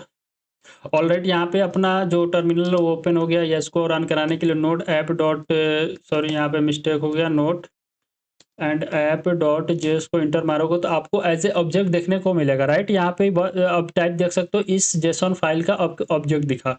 तो हमने आपसे इनिशियल ही बताया क्या कि जब भी आप क्या बोल सकते हो कि अगर आपको इसका टाइप चेक करोगे तो वो एक ऑब्जेक्ट के फॉर्मेट में शो होगा, बिकॉज जेसन का जब आप फुल फॉर्म देखोगे तो जावा स्क्रिप्ट ऑब्जेक्ट नोटेशन, राइट। ये एक जावा स्क्रिप्ट का ऑब्जेक्ट नोटेशन है। तो आपको यहाँ पे ऑब्जेक्ट नोटेशन कैसे होता है, जावास्क्रिप्ट जेसन जो डाटा होता है वो क्या होता है, वो तो आपको समझ में आ गया होगा, और एपीआईज का एंड पॉइंट भी समझ में आ गया होगा, ठीक है। अब यहाँ पे हम समझते हैं कि एपीआईज को कॉल कैसे कर सकते हैं इन जावास्क्रिप्ट, राइट। तो एक काम करते हैं, हम जो ये एपीआई अभी आपके साथ डिस्कस किया था, वो उसी पे काम करते हैं, राइट। लेट्स इस एपीआईज को हम यहाँ से कॉपी करते हैं, ठीक है। हमने इसको कॉपी किया और अपने VS कोड के अंदर चलते हैं। उसके बाद हम क्या करते हैं, इसको एज ए URL फॉर्मेट में यहाँ पे स्टोर करा लेता हूँ मैं। तो इसको हमने यहाँ पे URL को स्टोर कराया। उसके बाद अब जावा स्क्रिप्ट को यहाँ पे आई थिंक हमने 2 टर्म को ऐड किया है जावा स्क्रिप्ट कॉल करने का। सबसे पहला है, आप जावा स्क्रिप्ट को देन और केस मेथड पे भी यूज कर सकते हो। उसके बाद आप जावा स्क्रिप्ट को फेच मेथड से कॉल कर सकते हो, एनी अदर मेथड नॉट। सो देखो, जावास्क्रिप्ट को बेसिकली 3 मेथड से कॉल कर सकते हो। First is the then catch, ठीक है, वो भी फेच मेथड होता है, लेकिन उसके अंदर आप देन कैच के अंदर आपको अगर सक्सेस का रिजल्ट है उसको देन के अंदर स्टोर करा मतलब दे सकते हो। उसके बाद एरर आएगा, उसको कैच हैंडल कर लेगा, राइट। उसके बाद एक मेथड आती है फेच, जिसका यूज करके हम कॉल करते हैं एपीआईज को, जो कि इनबिल्ट होता है जावास्क्रिप्ट के अंदर। और एक एनपीएम पैकेज होती है, जो कि आपको वहाँ पे मतलब कि जब हम एनपीएम का पढ़ेंगे पैकेज, वहाँ से उसको कॉल करते हैं, that is the access method, right. तो हम इन तीनों को इस वीडियो के अंदर एक-एक करके समझते हैं और इसके कॉल करके देखते हैं डाटा को। जैसे कि सबसे पहले हम यहाँ पे अपना कॉल करते हैं एपीआईज़ को, fetch APIs to call APIs, right. तो इसका यूज़ करके हम कॉल करते हैं, राइट। तो एक काम करते हैं, हम यहाँ पे सबसे पहले फेच मेथड को कॉल करेंगे और इसके अंदर अपना जो यूआरएल है उसको पास करेंगे, राइट। यहाँ पे हमने यूआरएल को पास किया, जैसे इसके अंदर हमने पास किया है। उसके बाद इसके पर हम डॉट देन मेथड लगाएंगे और यहाँ से डॉट देन मेथड के अंदर कुछ नहीं था, इसके अंदर हम एक कॉल बैक पास करते हैं और यहाँ पे रिस्पॉन्स पास करेंगे। देखिए, जैसे कि कुछ नहीं होता, हम डॉट देन मेथड पास करते हैं, उसके बाद इसके अंदर कॉल बैक पास करते हैं। जब यूआरएल को हम कॉल करेंगे, इस यूआरएल को, तो यहाँ से कुछ हमको रिस्पॉन्स मिलेगी। उस रिस्पॉन्स को एज ए यहाँ पे हम पैरामीटर पास करते हैं और इस रिस्पॉन्स को हम यहाँ पे जेसॉन के अंदर डाटा को पास करेंगे। बिकॉज जो भी आपका डाटा आएगी, वो डाटा आपको इस फॉर्मेट में आती है, राइट। लेट्स से मैं यहाँ पे आपको दिखाया था, जब हम यहाँ पे पैटर्न करेंगे कुछ इस तरह का डाटा दिखाई देगा आपको। इसको जेसॉन के अंदर कन्वर्ट करना, तो जेसॉन आपको इस तरह शो होगा, राइट। तो वो डाटा मेरे को यहाँ पे शो हो गया, ठीक है। उसके बाद आप फिर अगेन इसके ऊपर देन मेथड लगाओगे। यहाँ पे हम देन मेथड लगाएँगे और यहाँ पे जो डाटा आएगी उस डाटा को यहाँ ले लेंगे और इस डाटा को हम यहाँ से कंसोल डॉट लॉग कर सकते हैं, राइट। हमने यहाँ पे कंसोल डॉट लॉग करना है, डाटा को हमने किया। फिर अगर कोई भी एरर आ जाता है इस केस में, तो इसके अंदर भी आप एक एरर पास कर सकते हो और उस एरर को यहाँ से आप कंसोल डॉट लॉग करा सकते हैं। यहाँ पे कंसोल लॉग कराया, तो this is the format of जो कि बेसिक बोला जाता है कैसे एपीआई को कॉल कर सकते हो, डॉट देन और डॉट केच का मेथड यूज करके, जो कि फेच मेथड के अंदर अवेलेबल है, राइट। अगर आपको यहाँ पे भी देखना है तो सेम हमने किया है कि जैसे कि डॉट देन लगा, यहाँ पे डाटा आया, उसको रिस्पॉन्स को जेसॉन के अंदर कन्वर्ट किया, फिर डाटा को हमने कंसोल लॉग कर रहे हैं और ये एरर को देख रहे हैं। तो अगर हम इसको एज ए आउटपुट देखते हैं, तो क्या मेरे को यहाँ पे आउटपुट के अंदर कुछ सही आएगा। तो जब हम इसको इंटर मारेंगे तो थोड़ा वेट करने के बाद आपको बहुत सारा डाटा दिखाई देगा, जो कि टोटल 194 है, लिमिट इसका 30 है। अब इसको देखोगे तो आपको बहुत सारा डाटा यहाँ पे अवेलेबल। हम एक डाटा को सी करते हैं, लेट्स से यहाँ पे हमें 1 पास करते हैं इस एपीआई के पास और हम यहाँ से क्लियर करते हैं, राइट। हमने क्लियर किया और उसके बाद इसको फिर से इंटर मारेंगे तो आपको सिर्फ एक सिंगल डाटा दिखाई देगा, जिसके अंदर बहुत सारा इन्फॉर्मेशन स्टोर होगा, राइट। यहाँ पे टाइटल डिस्क्रिप्शन दिखाई दे रहा है, जैसे कि प्राइस कैटेगरीज वगैरह है, रेटिंग है, रिव्यू है, उसके बाद किस ब्रांड का है, किस टैग वगैरह है, फिर वहाँ पे आपको पूरा सारा डाटा दिखाई देगा। उसके बाद अगर इसके ऊपर क्लिक करोगे तो इसके अंदर जो इमेज स्टोर है, वो आपको इमेज भी यहाँ पे देखने को मिलेगा। लेट्स से यहाँ पे देख सकते हैं ये इमेज है, ठीक है। तो इस तरह हम फर्स्ट मेथड है जिसको एपीआईज का यूज करते हैं, राइट। यहाँ पे जैसे कि फर्स्ट है, अगर आपको इसके अंदर कुछ डाटा को ऐड करना, लेट्स से मैं यहाँ पे देखते हैं कि आप ये गेट था सर्च कर सकते हो और इसके ऊपर गेट मेथड वगैरह अप्लाई कर सकते हैं क्या। गेट का ही दे रहा है, ऐड न्यू प्रोडक्ट, राइट। अगर लेट्स से मैं इसके अंदर कुछ प्रोडक्ट को ऐड करना चाहते हैं, तो वो आप इस यूआरएल पे जाके ऐड कर सकते हो। एंड मेथड के अंदर ये पास करके आपके कैटेगरीज को पास करना पड़ेगा। टाइटल आप बता सकते हो, अदर प्रोडक्ट डाटा। लेट्स से हम आउटपुट शो करेंगे तो आपको टाइटल दिखाई देगा, new pencil, right. Let's say update करना है तो उसको एक-एक करके हम समझते हो। इससे पहले हमने बेसिक समझ लिया कि एपीआई को कैसे कॉल करते हैं। मैक्सिमम केस में इसको यूज नहीं किया जाता, राइट, लेकिन मैंने आपके साथ डिस्कस किया। उसके बाद एक मेथड आती है, that is the fetch method. तो उस फेच मेथड को यूज करने के लिए हम क्या करते हैं, एक फंक्शन राइट डाउन करते हैं और उस फंक्शन को एसिंक्रोनस के अंदर कन्वर्ट करते हैं, बिकॉज हम जो एपीआई कॉल कर रहे हैं वो एक सर्वर को कॉल कर रहा है। सर्वर से सामान आने में या कोई चीज़ आने में टाइम लगती है, तो तब तक हम वेट करते हैं ताकि अनदर रिक्वेस्ट कॉल होता है। एक टाइम पे मल्टीपल कॉल होती है, तो उसको वन बाय वन करके रिस्पॉन्स देता है, तो इसलिए अवेट और एसिंक्रोनस का यूज करते हैं। लेट्स से हम एक एसिंक्रोनस फंक्शन क्रिएट करते हैं, that is the gate data. हम यहाँ पे गेट डाटा करके एक फंक्शन को राइट डाउन करेंगे और यहाँ पे वेट करेंगे, राइट। लाइक यहाँ पे हम एक चीज़ मिस्टेक कर रहे हैं, that is the function, I think ना, यहाँ पे वन कीवर्ड मिस्टेक कर रहे हैं, फंक्शन राइट डाउन करना होगा हमको। तो हमने फंक्शन राइट डाउन किया, उसके बाद आप इसके अंदर ट्राई कॉज का यूज कर लेंगे, बिकॉज हमको एरर पे हैंडल करना है। अगर कुछ एरर आती है तो उस एरर को यहाँ पे हम डायरेक्ट कंसोल लॉग कर लेंगे, राइट। और इस तरह हुआ। उसके बाद आप चाहो तो आर्गुमेंट, एज ए आर्गुमेंट के अंदर यूआरएल पास कर सकते हो, अगर पास करना नहीं तो ऐसा कर सकते हो, कांस्टेंट यूआरएल को आप यहीं पे डिफाइन कर लो। लेट से हम इस यूआरएल को क्या करते हैं, यहाँ से कट करते हैं, ठीक है। वैसे भी हम इस यूआरएल को यूज कर सकते हैं direct, because this is the global variable, right, लेकिन हम उसको इनर मतलब फंक्शन के अंदर ही डिफाइन करते हैं। और उसके बाद हम यहाँ पे कांस्टेंट फेच मेथड का यूज करते हैं, राइट। हमने फेच किया, उसके बाद अवेट कीवर्ड लगाएंगे, उसके बाद हम यहाँ पे फेच का यूज करते हैं। फेच के अंदर हम उस यूआरएल को पास करेंगे, तो यहाँ से जो भी डाटा आ रही है वो एक प्रॉमिस के अंदर आएगी। जब हम इसको कंसोल लॉग करके देखेंगे तो बेटर अंडरस्टैंडिंग के लिए हम क्या करते हैं, इसको कंसोल लॉग कर लेते हैं, राइट। एक बार जो मेरे पास फेच आ रही है उसको हम एक बार कंसोल लॉग करके और इस फंक्शन को यहाँ से कॉल करते हैं, राइट। हमने गेट डाटा कर लिया। अब देखते हैं कि जब भी हम इसको रन कराएंगे तो यहाँ पे एक प्रॉमिस ही आपको कंसोल डॉट लॉग होगा, राइट। हम इसको क्लियर करता हूँ और जब इसको रन कराएंगे तो यहाँ पे हमको आई थिंक कुछ एरर शो हुआ, क्योंकि reference error cannot access fetch before initialize. What the error, आप सॉरी, ये जो हम फेच कर रहे हैं यहाँ पे ये हमने उसी मेथड को राइट डाउन कर लिया, इसलिए ये एरर शो हो गया, राइट। हम एक काम करते हैं, उस वेरिएबल का नाम ही चेंज करते हैं, देन इसको सेव करेंगे। सेव करने के बाद अगेन हम इसको रन कराते हैं, तो आपको वेट करने के बाद कुछ डाटा देखने को मिला, बट ये डाटा मेरे को रिस्पॉन्स के अंदर मिला। और ये डाटा देख सकते हो, आपको कंटेंट टाइप एप्लीकेशन दिख रहा है, और ये मतलब इस तरह का कुछ डाटा आ गया जो कि हम डायरेक्ट कॉल कर रहे थे एपीआईज को, तो वो डाटा आ गया, ठीक है। और जब हम इसको एज ए जेसॉन के अंदर कन्वर्ट करते हैं, रिस्पॉन्स के अंदर उसको जेसॉन के अंदर कन्वर्ट करेंगे, तो अब इस केस में हमको क्या डाटा देखने को मिल रहा है वो पहले रन कराते हैं। तो हमने इसको रन कराया तो एक प्रॉमिस रिटर्न हो रहा है, ठीक है। जब हम इसको जेसॉन के अंदर कन्वर्ट किया तो एक प्रॉमिस रिटर्न हो रहा है। तो इस डाटा को जेसॉन के अंदर कन्वर्ट करने के लिए उसको हम अवेट कर सकते हैं, तब वहाँ से जब वो पेंडिंग के स्टेट में, पेंडिंग से जाएगा फुलफिल में या रिजेक्ट में, तो वहाँ से उतना टाइम देना पड़ेगा ना, तो उसको हम रिटर्न करेंगे, राइट।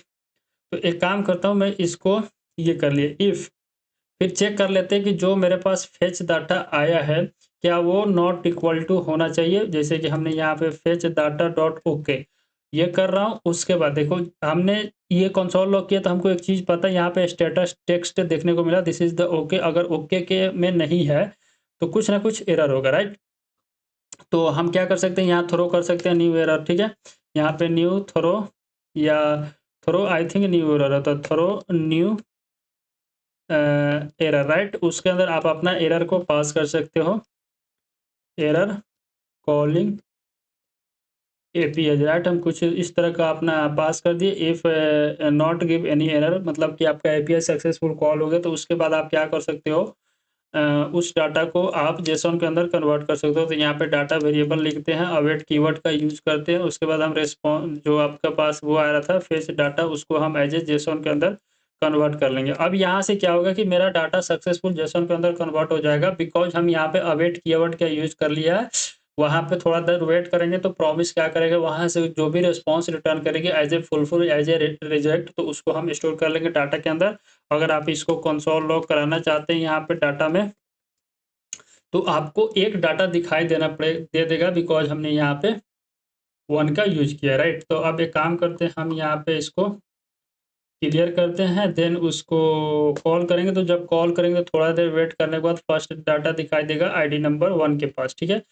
तो इस तरह हम क्या करते हैं, अपना वो फेच मेथड का भी यूज़ करके कॉल करते हैं। हम तो इसको आपको कंसोल के साथ दिखाया। लेट्स से हम इसको index.html क्रिएट करते हैं यहाँ पे, और HTML के अंदर आप कैसे इसको ट्रैक कर सकते हो। तो यहाँ पे हमने HTML का जो बॉयलर प्लेट कोड है उसको भी हमने यहाँ पे जनरेट करा लिया। उसके बाद हम यहाँ पे स्क्रिप्ट टैग का यूज़ करेंगे, देन src के अंदर अपना जो जैसा जावास्क्रिप्ट फाइल है उसको हमने स्टोर कराया, राइट। अब लिंक करा लिया, सॉरी, यहाँ पे हमने लिंक कराया। उसके बाद इसको बंद करेंगे, यहाँ से हम गो लाइव करेंगे। तो थोड़ा वेट करने के बाद ये आपका डॉक्यूमेंट एक ब्राउज़र के ऊपर ओपन हो जाएगा, और इस ब्राउज़र को हम यहाँ से कंसोल लॉग करेंगे। तो ये मेरा कहाँ पे ओपन यार, बाय डिफ़ॉल्ट मेरा क्रोम ब्राउज़र ओपन है ना, तो उसी पे ओपन हो। तो सो मैं इसके अंदर एंटर करेंगे और यहाँ पे राइट क्लिक करके इंस्पेक्ट करेंगे। इंस्पेक्ट करने के बाद आपको कंसोल के अंदर एक ऑब्जेक्ट दिखाई देगी जिसके अंदर आपका डाटा स्टोर है, राइट। तो इस तरह आप एपीआईज़ को कॉल करते हो यूजिंग फेच मेथड, राइट। तो हमने यहाँ पे आपको फेच मेथड का यूज़ करके भी यहाँ पे हमने बताया कैसे आजकल कॉल होता है, that is the this step follow करके आप कॉल कर सकते हो, राइट। और अब डिस्कस करते हैं कि जो फेच फॉलो कैसे काम करता है, राइट। यहाँ पे हमने वो स्टेप भी आई थिंक राइट डाउन करके रखा है, जिसको आपके साथ डिस्कस करते हैं। देन हम समझेंगे कि एक्सियोस का यूज़ करके कैसे डाटा को कॉल करते हैं। और इससे पहले हमने समझा था कि गेट तो हमने करके आपके साथ शेयर किया, लेकिन पोस्ट करना है तो आप कैसे कर सकते हो, पुट करना है तो उसको कैसे कर सकते हो, डिलीट करना है तो उसको आप कैसे कर सकते हो, राइट। तो सबसे पहले समझते हैं अंडरस्टैंडिंग द फेच फॉलो। यहाँ पे बोल रहा है कि the request goes to the server, मतलब कि जब हम फेच कर रहे हैं तो वो क्या करता है, रिक्वेस्ट जाता है अपने सर्वर के पास। उसके बाद सर्वर के अंदर कुछ प्रोसेसिंग होता है, जो रिक्वेस्ट हम किए वो रिक्वेस्ट को मतलब देखा जाता है कि जो सामने यूजर वाला रिक्वेस्ट किया उससे रिलेटेड कोई डाटा है कि नहीं। उसके बाद रिस्पॉन्स आता है, और उस रिस्पॉन्स को हम कन्वर्ट करते हैं जावा जेसॉन फॉर्मेट में, that is the Java script object notation, right. उसके बाद उसको हम यूआई के ऊपर अगर आपको शो कराना तो एज एचटीएमएल का कुछ टैग वगैरह होता है जिसका यूज करके हम शो कराते हैं। और एरर को भी आपको जरूर हैंडल करना होता है, जिसके लिए इस केस में आप कैच का फॉलो कर सकते हो, और इस केस में आप ये वाला कैच होता है that is the try catch, जिसको हम हैंडल करते हैं, एरर को हैंडल करने के लिए यूज करते हैं, राइट। तो यहाँ पे ये होता है। अब यहाँ पे कुछ स्टेटस कोड आपको दिखेगा, तो एक काम करते हैं हम, मतलब कि इसको डिस्कस करने से पहले स्टेटस कोड भी देख लेते हैं। ये भी आपका हैंडलिंग एरर का केस है, तो उसको भी हमने यहाँ पे सेट किया है। तो देखो ये वाला स्टेप जो कि हम ऑलरेडी कर चुके हैं। अब स्टेटस कोड है जो कि इम्पोर्टेंट जो दिखाई दिया था उसको हमने ऐड किया, that is the 200। This is the success के केस में स्टेटस कोड देखने को मिलेगा। 201 आप अगर कुछ क्रिएट कर रहे हो तो उस केस में आपको 201 देखने को मिलेगा। अगर 400 आया तो this is the bad request, यानी कि आप गलत रिक्वेस्ट मार रहे हो। 401 आएगा तो अनऑथोराइज के केस में आएगा। उसके बाद 403 4 बैड इन के केस में आएगा। 404 नॉट फाइंड आता है। 500 सर्वर एरर आता है, राइट। ये कुछ इंपॉर्टेंट एरर मतलब स्टेटस कोड है जिसको आपको ध्यान रखना ही पड़ेगा जब भी आप सर्वर क्रिएट करने जाओ, या रिस्पॉन्स क्रिएट करोगे, या एपीआई क्रिएट कर रहे हो। तो वहाँ पे अगर रिस्पॉन्स आती है तो उसके अंदर स्टेटस कोड देख के ही पता लगा सकते हो जी ये कौन सा रिक्वेस्ट आई है, ठीक है, रिस्पॉन्स आई है। अब हम एक काम करते हैं, यहाँ पे जो अपना ये टाइप था ना, सबसे पहले हम तो गेट देख लिया, मतलब हम एपीआई के अंदर से कुछ रिस्पॉन्स कर रहे हैं तो वो मेरा गेट रिक्वेस्ट है, राइट। अब हमको अगर पोस्ट रिक्वेस्ट मारना है किसी एपीआई के ऊपर, तो लेट से मैं इसी एपीआई के ऊपर देखते हैं कि कैसे इसके ऊपर हम पोस्ट रिक्वेस्ट मार सकते हैं, क्योंकि उसके अंदर हमको वो खुद राइट डाउन करना पड़ता है भाई एपीआई क्रिएट करने का तरीका। जैसे कि यहाँ पे बोला adding a new product will not add into the server, it will be simulate a post request and will return a new created product with a new ID। तो हम एक काम करते हैं, इसी एपीआई के ऊपर हम सेम जिस तरह है इसके ऊपर चलते हैं अपने VS कोड के अंदर और करके देखते हैं कि कुछ ये मेरा तो गेट रिक्वेस्ट है, मैं इसको ऐसा करता हूँ, कमेंट कर लेता हूँ, राइट। और सेम एक फंक्शन राइट डाउन करेंगे हम यहाँ पे एसिंक्रोनस क्रिएट या ऐड प्रोडक्ट, राइट। यहाँ पे हम एक फंक्शन राइट डाउन किया, और यहाँ पे फंक्शन कीवर्ड हम फिर से भूल गए, उसको हमने यहाँ पे राइट डाउन कर लिया। उसके बाद हम यहाँ पे क्या करेंगे, ट्राई एंड कैच का यूज करेंगे। इसके अंदर हम एरर पास करेंगे और उसको कंसोल डॉट लॉग कर लेंगे, राइट। तो यहाँ पे जो भी एरर आएगा वो मेरे को यहाँ पे शो हो जाएगा।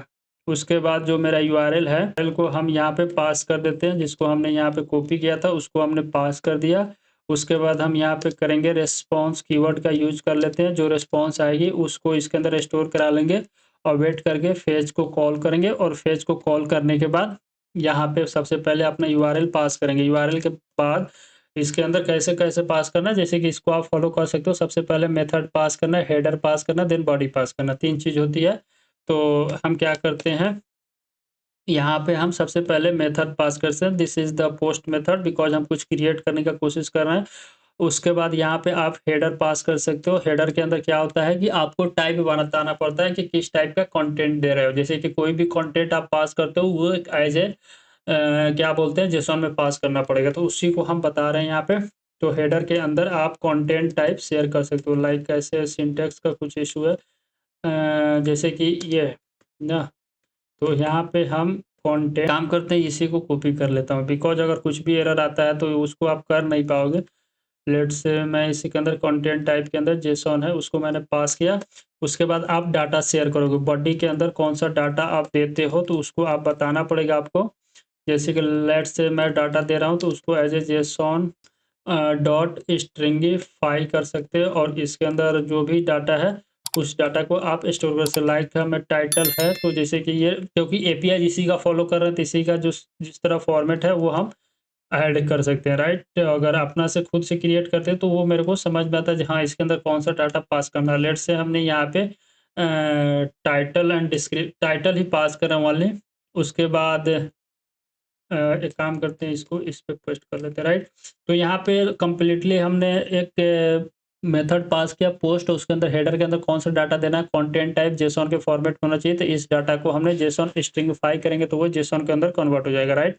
अब यहाँ पे हमने तो पास तो कर दिया, लेकिन लेट्स से मैं इसका रिस्पॉन्स जो आ रहा है उस रिस्पॉन्स को यहाँ पे डायरेक्ट हम कंसोल लॉग कर रहे हैं। उसके बाद उसके ऊपर आगे का मेथड लगाएंगे। लेट्स से हम यहाँ पे रिस्पॉन्स को कंसोल लॉग कर रहे हैं, तो अब देखते हैं कि ये डाटा मेरा क्रिएट हो पाता है कि नहीं। लेट्स से हम इस फंक्शन को कॉल करता हूँ। यहाँ पे हमने फंक्शन कॉल किया, उसको सेव कर रहा हूँ। सेव करने के बाद चलता हूँ अपने यूआई के ऊपर, देन इस पेज को रिफ्रेश करता हूँ। रिफ्रेश करने के बाद ये बोल रहा है कोर्स एरर। डमी डाटा के अंदर जब आप कॉल करो तो यहाँ पे हमको एक टाइप दिखाई दिया, दैट इज़ द कोर्स, और यूआरएल के अंदर आप उसको ऐड करना चाहते हो स्टेटस कोड 201, यानी कि मेरा कोड मतलब ये क्रिएट हो गया। वो डाटा यहाँ पे रिस्पॉन्स के अंदर कुछ यूआरएल है, टेक्स्ट के अंदर हमने टाइप नेम टेक्स्ट दिया, आर्गुमेंट है, और जेसॉन के अंदर अगर आप जेसॉन देखोगे ये है, राइट। तो यहाँ पे मेरा को जो ऐड किया हूँ वो दिखाई देना चाहिए, राइट। बॉडी के अंदर होगा वो डाटा। तो उसको देखने के लिए सबसे पहले इस डाटा को हमको जो रिस्पॉन्स आ रही है उसको जेसॉन के अंदर कन्वर्ट करना पड़ेगा, राइट। तब हम उस डाटा को क्लियरिटी देख सकते हैं, और स्टेटस कोड से पता चला है कि हमने इसको कंप्लीट क्रिएट कर लिया हूँ, बट हमको वो डाटा देखना है। तो उस डाटा को देखने के लिए काम करता हूँ मैं, इसको रिस्पॉन्स के अंदर कन्वर्ट कर लेता हूँ, राइट, जेसॉन के अंदर, right. Console constant data await का यूज करेंगे, और जो मेरे पास रिस्पॉन्स आ रही है उसको एज ए जेसॉन के अंदर कन्वर्ट करेंगे, और यहाँ पे हम कंसोल लॉग करते हैं अपने डाटा को, राइट। तो देखते हैं कि इसके अंदर वो मतलब कि जो हमने ऐड किया वो मेरे को शो हो रहा है कि नहीं। जैसे कि हमने रिफ्रेश किया तो आईडी के अंदर आपको BMW टाइटल एज ए दिखाई देगा, आईडी 195 है, राइट। तो यहाँ पे हमने कम्प्लीटली ऐड कर लिया। लेट से मैं इसको चेंज करता हूँ और उसको यहाँ पे हम सेट कर देते हैं खाली, ठीक है। मैंने जब खाली सेट करा तो आपको यहाँ पे रिफ्रेश करोगे तो टाइटल के अंदर खाली शो होगा, राइट। ये क्या होता है कि लेट से हम यहाँ पे टाइटल सेट कर रहा हूँ एज ए, अगर यहाँ पे कुछ और सेट कर सकता हूँ। लेट से मैं डिस्क्रिप्शन ऐड कर सकता हूँ क्या, मैं एक बार डिस्क्रिप्शन को ऐड करता हूँ। लेट से मैं यहाँ पे लिखता हूँ Khalid is goodbye, but मैं नहीं हूँ, मैं लिख रहा हूँ ऐसे ही, मैंने ऐड किया। उसको जब रिफ्रेश करेंगे तो आपको इसके अंदर टाइटल के अंदर डिस्क्रिप्शन भी दिखाई देने लगा, टाइटल भी दिखाई देने लगा, राइट।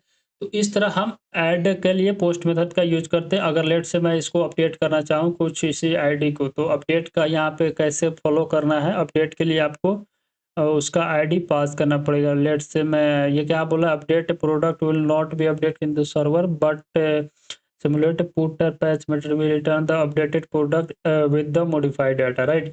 लेट से मैं ये तो मेरा रहेगा, इसके लिए हम एक अपडेट के लिए अपना सेम क्रिएट करता हूँ एसिंक्रोनस फंक्शन, एंड मैंने एक सिंक्रोनस फंक्शन क्रिएट किया और अपडेट के लिए यहाँ पे हम अपडेट प्रोडक्ट करते हैं, जो कि मेरा उस प्रोडक्ट को अपडेट करना है जिस प्रोडक्ट का आईडी अपने पास 1 है, राइट।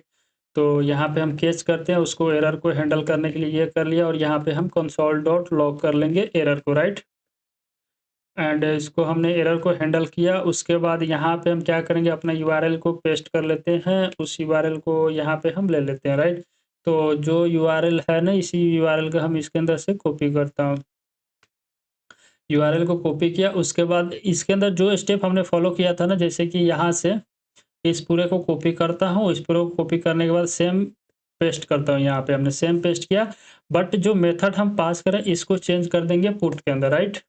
हमने इसको मेथड को पुट किया because this is the updated, and content type भी यही है, और टाइटल के अंदर डिस्क्रिप्शन अंदर सेम पास कर रहे हैं, और इसका नाम दे देते हैं हम 2, राइट। और इसका भी कर देता हूँ 2। इसको करने के बाद सेव करेंगे, और यहाँ पे हम कॉल करेंगे अपडेटेड प्रोडक्ट। तो यहाँ पे आपको अपडेटेड प्रोडक्ट का रिजल्ट देखने को मिला। लेट्स से हम इसको सेव करके चलते हैं अपने यूआई के ऊपर, और इस पेज को रिफ्रेश करेंगे तो आपको 195 भी दिखाएगा। अगेन पेज को रिफ्रेश करते हैं तो ये आपको दिखाई दे रहा है 195, राइट। और वो आपको प्रोडक्ट नहीं दिखाई दे रहा है। लेट्स से हम तो इसको अपडेट कर रहे हैं ना, तो अपडेट हो जाना चाहिए। लेट्स मैं एक काम करता हूँ, इसको कंसोल लॉग नहीं किए थे क्या? अच्छा, वो मेरे को इसलिए नहीं दिखाई दिया क्योंकि रिस्पॉन्स जो आ रहा है उस रिस्पॉन्स को भी तो हैंडल करना है। इस रिस्पॉन्स को हम कन्वर्ट करते हैं जेसॉन के अंदर, ठीक है। मतलब सॉरी, यहाँ पे डबल सेम, मतलब सेम वेरिएबल का डबल नाम हो रहा है, इसलिए ये एरर आया था। तो अवेट का यूज करके और रिस्पॉन्स को हम डाटा मतलब जेसॉन के अंदर कन्वर्ट करेंगे, और फिर इसको कंसोल लॉग यहाँ से हम कर लेंगे। अभी के लिए हम कंसोल लॉग कर रहे हैं, जब हमको यूआई के ऊपर दिखाना तो यहाँ से हम रिटर्न करते हैं डाटा को, राइट। हमने इसको सेव करेंगे तो आपको दोनों दिखाई देगा, फर्स्ट इज द आईडी 1 और इसके बाद ब्रांड आपको दिखाई देगा, बट आपका चेंज हुआ है, डिस्क्रिप्शन आपने अपडेट कर दिया इसका, राइट। एंड आपने टाइटल भी अपडेट किया था, बाकी सब डाटा आपको सेम दिखाई देगा, राइट। तो इस तरह हम अपडेट मेथड का भी यूज करते हैं, और ऐड का यूज करते हैं, और गेट का यूज करते हैं। वन मोर रह गया जो कि आप खुद से ट्राई करना, दिस इज द डिलीट। अगर प्रोडक्ट को डिलीट करना है तो आप कैसे कर सकते हो, इस वाले यूआरएल पे जाके, और कैसे करना है, आपको कुछ नहीं करना है। उसके अंदर भी आपको सेम ही फंक्शन राइट डाउन करोगे, बस यहाँ पे मेथड के अंदर डिलीट पास कर देना, राइट, और आपका प्रोडक्ट डिलीट हो जाएगा वहाँ से, ठीक है। तो इसको एज ए होमवर्क समझ लो और खुद से करने का ट्राई करना, ठीक है। और इसको आई थिंक हमने कम्प्लीटली तो डिस्कस कर ही लिया। इसके अंदर कुछ नहीं, एपीआई को कैसे वर्किंग करना था वो हमने आज इस वीडियो के अंदर कवर किया। तो आज के लिए इतना ही। अगर आपको ये वीडियो अच्छा लगा हो तो आप मेरे चैनल को सब्सक्राइब कर सकते हैं, और इस वीडियो को लाइक करके अपने दोस्तों के साथ भी शेयर कर सकते हैं, ताकि उनको भी साथ में भलाई हो जाए जावास्क्रिप्ट को पढ़ने में, ठीक है। सो आज के लिए इतना ही, मिलते हैं आपसे नेक्स्ट वीडियो में।